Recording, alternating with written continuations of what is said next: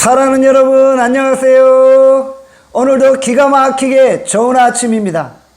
저는 신도림에 위치한 나눔교회 안경민 목사입니다. 여러분들을 주의 이름으로 마음껏 축복합니다.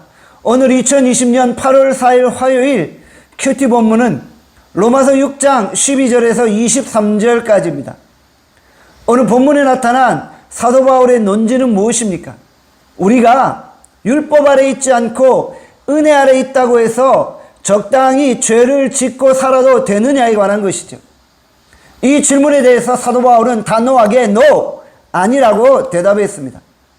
하나님의 풍성한 은혜와 용서가 있다 한들 우리가 아무렇게나 죄를 짓고 살고 죄를 용납해서는 안 된다는 것입니다. 이제 우리의 지체는 더 이상 죄에 내어준 불의의 무기가 아니라 하나님께 드려진 의의 무기인 것입니다. 우리가 우리의 지체를 더 이상 마음의 욕망대로 내버려 두어서는 안 된다는 것이죠.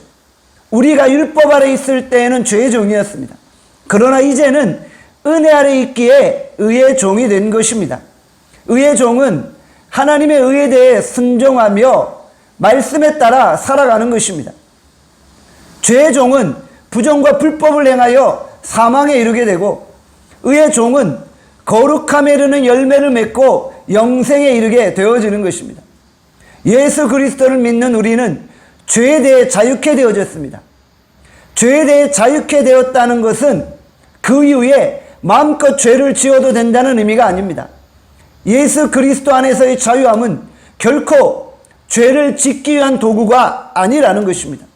의의 종된 우리가 죄의 종처럼 더 이상 죄에 순종할 수 없는 것입니다.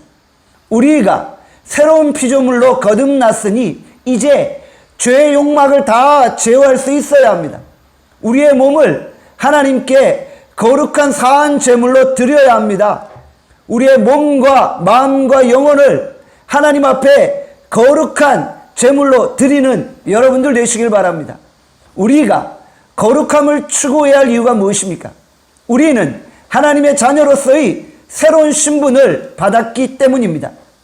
하나님의 자녀가 거룩함을 쫓아 행하여 영생에 이르는 것입니다.